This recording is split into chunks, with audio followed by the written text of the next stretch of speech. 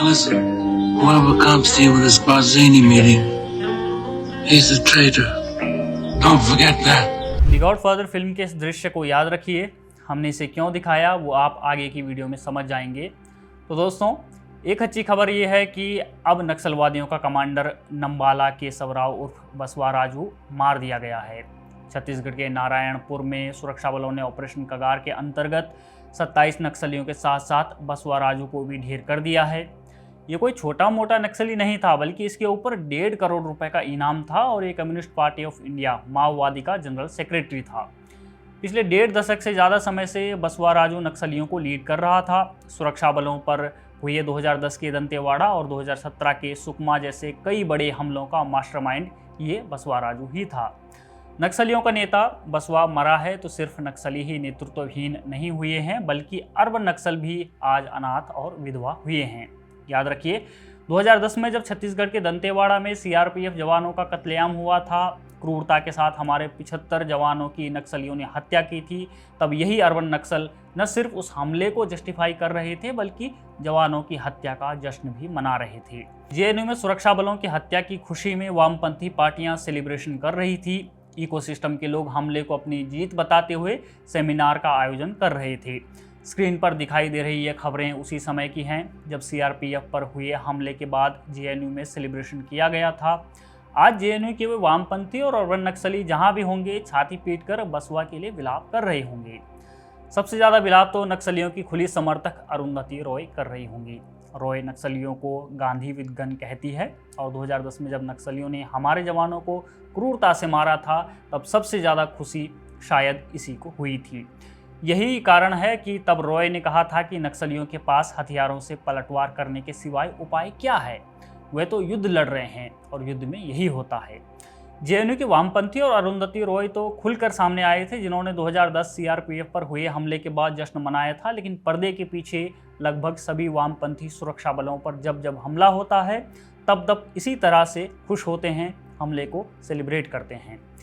Propaganda website the wire के founder Siddharth Varadarajan की पत्नी और अर्बन नक्सली कही जाने वाली नंदिनी सुंदर भी 2010 में शायद जश्न मना रही होंगी। हम ऐसा इसलिए कह रहे हैं क्योंकि नंदिनी सुंदर पर बस्तर के श्यामनाथ बघेल की हत्या की मास्टरमाइंड होने और उसकी मुख्य आरोपी होने का आरोप भी लग चुका है।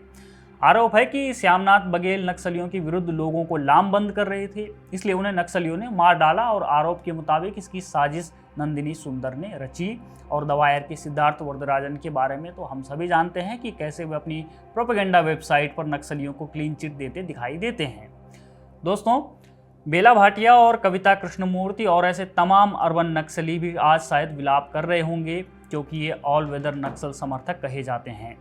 अब हम थोड़ा सा आगे बढ़ते हैं। ये अर्बन नक्सली सिर्फ इसलिए विलाप नहीं कर रहे हैं क्योंकि बसवा मारा गया, बल्कि इसलिए भी कर रहे हैं क्योंकि ये अब नक्सलियों को बचा नहीं पा रहे।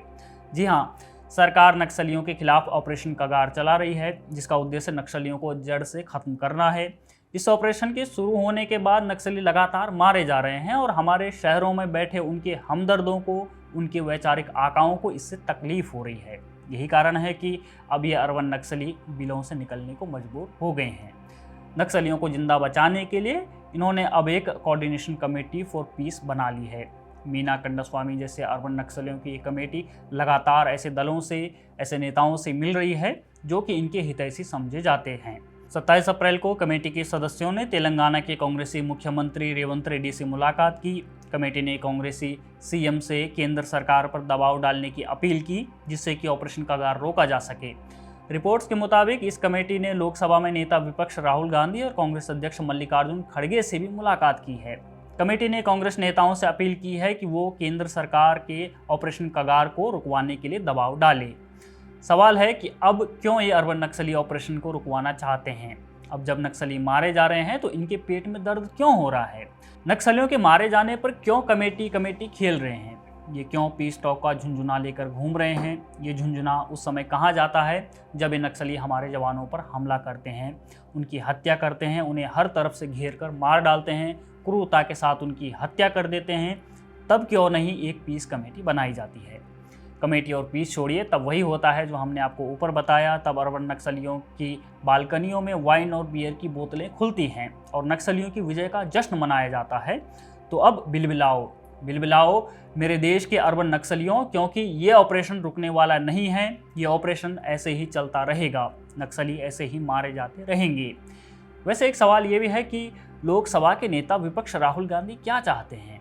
क्या वो देश के सुरक्षा बलों के साथ नहीं हैं? क्या वे नक्सलवाद खत्म नहीं करना चाहते हैं?